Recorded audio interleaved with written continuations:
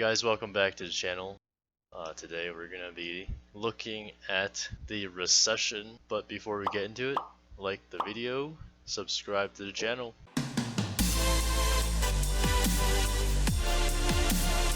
You're making an argument here. Let's hear it. So I don't think the recession is gonna hit as hard as people have been saying, and I have a bunch of reasons here. So first of all, the unemployment rate has been very low, around 4%. And I think the worst it's ever been during recession, recently at least, was upwards 9%, 10%. That sounds about right. I don't have the numbers in front of me, but that sounds about right. I can't argue with you that unemployment is really good right now. Like it's all-time lows basically. Um, and that's usually a good sign for an economy, right?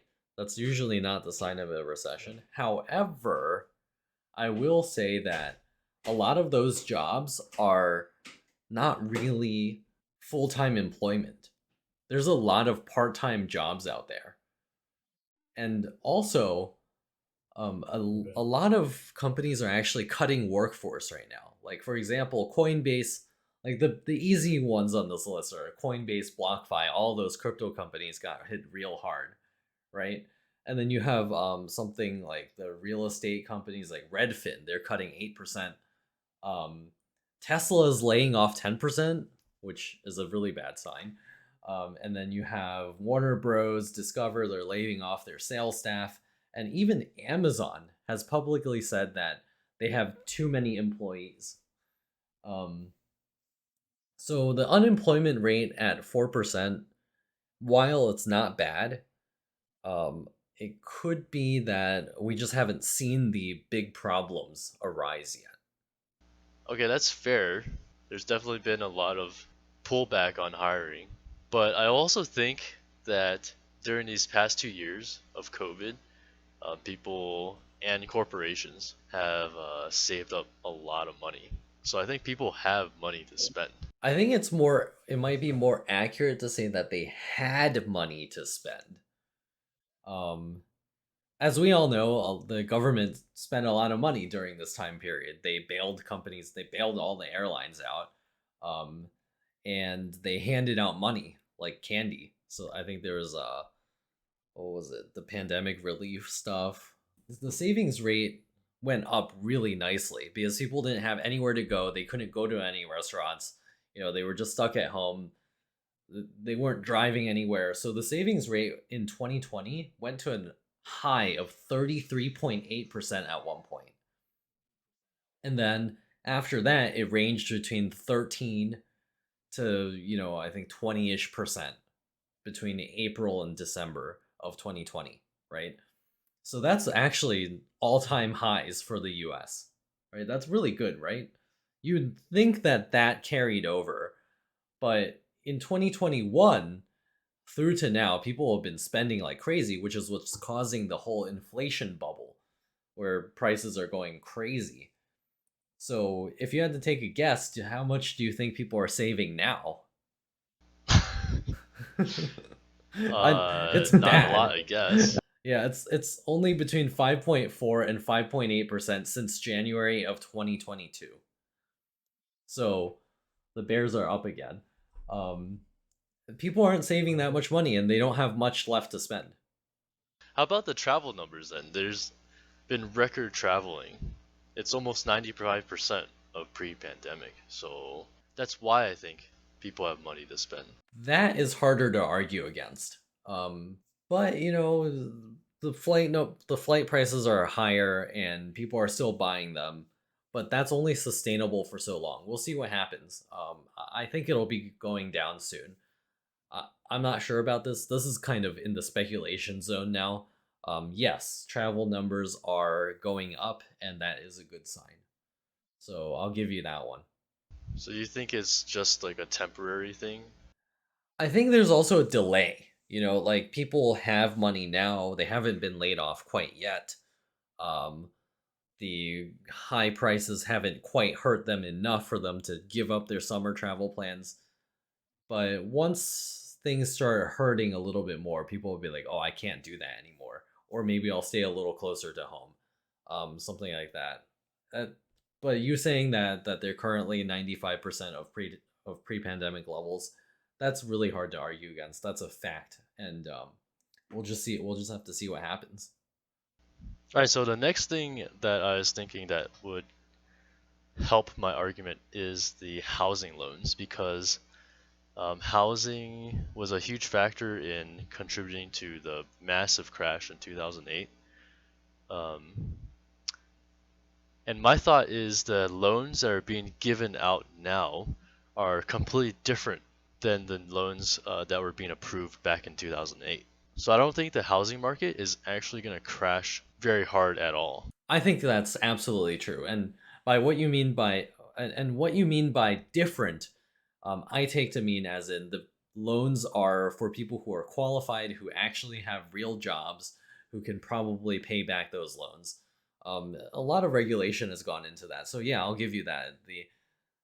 We're never gonna have, okay, never say never, right? But we will unlikely have any sort of housing bubble crash like in 2008 where all of these subprime mortgages blew up all at the same time. So true, yeah.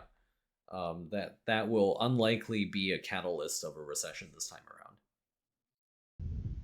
Okay, so I'm building a pretty solid base right now, right? No. What do you mean? Okay, fine. Yeah, yeah, How about the this? unemployment is a thing. Is just it's gonna be bad eventually. It won't be horrendous like in 2008, but it will be bad enough that the Bears will be out. So people haven't saved that much money. Sure, the travel numbers are good right now, but will they be good in the winter? We'll see. I mean, there might still be enough of a pilot shortage and stuff like that to make it still seem like travel prices are still high and people will be even less incentivized to travel at that point. And gas prices, they're not going to come down anytime soon because of Russia. So it's not like the plane ticket prices are going to magically go down because there's more kerosene or something like that. The housing loans, yeah, sure, the housing loans are fine, but that's just one factor of many. What else do you have? I mean, you have to give me the housing thing and I the do. I travel gave you the numbers. housing thing. The housing is thing is all yours. That's not gonna be the reason why we have a recession. Okay, That's okay. not it. Yeah. So, so next up, okay, is the Fed. So the Fed boosted this economy back in 2020 and 2021, right? So I think um, they have a vested interest in preventing the economy from crashing out. I think that's a misconception because the Fed has a vested interest in making sure that we have quote full employment, and they want to make sure that prices are stable, which means they're there to control inflation.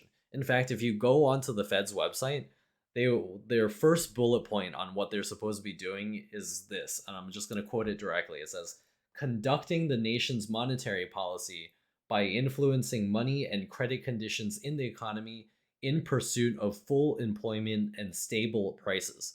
So, in other words, that means that they need to control inflation. So in this case, if you're looking for the Fed to start decreasing those interest rates or stop increasing them, I don't think so because they're looking for stable prices and we don't have that, and the only real tool that they have for controlling prices is to increase inflation, is to increase the interest rate, and that should control Well, inflation. yeah, I mean, I think they. So I But they think have they will no have to interest. increase. Look. They have no interest in having the stock market continuously spike forwards. Like it's not supposed to keep spiking like it did in 2019, 2020 after the initial, drop. It's not supposed to do that. The stock market is not designed in a way where we're going up 40% a year. That's not But what realistic I'm, and we can't expect that. but what I'm saying is like they're not gonna let the stock market crash either. They're not gonna make it go the other way. They'll do what they have to do to control prices. So if that means that the interest rate needs to go up in order to cause the inflation to go down, that means it won't matter to them that certain things will suffer in the short term, which means companies borrowing money and companies pursuing high growth by borrowing cheap money. So without cheap money, you can't expect surging growth. And the Fed has indicated that we are at full employment. So they don't need to lower the interest rate in order to achieve full employment. Alright, fine.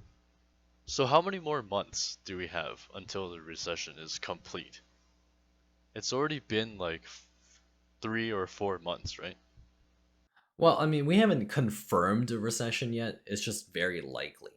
Because a recession is defined as 2 quarters of negative GDP. So we already had a negative first quarter. So in the first quarter, we had a negative 1.4% annualized, which means that we had a declining GDP for the first quarter. Second quarter numbers are not out yet, but we're expecting those to be negative as well. Right. So my point is, it's been 7 months then, right? Or 6 months. I would say six. Yeah. It hasn't been too bad in the past 6 months. And also, people are very knowledgeable of recessions now because of the internet. I think a lot more people are willing to ride it out than to make rash decisions with their assets. Let's hope that's true, or else the Bears will really be out. Yeah, I don't know that's widely true. I think there's a good segment of people who now understand that. But then there's also a lot of people who rushed in not really knowing much. They'll buy like crazy things, like ridiculous startups in the middle of this. And then some of them may hold on for forever, hoping that these startups will come back up, even though they've come down, so let's say 60 or even 80 or 90%. And they'll never let go, even as they see negative earnings numbers or bankruptcy looming, because they don't know to read these statements. There's other people who are rushing into Bitcoin and stuff like that, or they've rushed into Bitcoin when it was really high. And now those same people are probably freaking out that it's now halved. And will they hold or hodl? Will they hodl? Clearly they haven't. So, stock market, I don't know. The bears are back. This bear told me so. You have to be friends with the bears. The last thing you want to do is sell your stocks to the bears. So once in a bear market, you don't sell your stocks to the bears. You better hold on to your teddy bears tight because it's going to be a rough few months. But then afterwards, you'll be thankful that you held on. Well, let us know if you guys have a bunch of teddy bears. Share them down below in the comments. Subscribe to the channel and see you guys in the next one. See ya.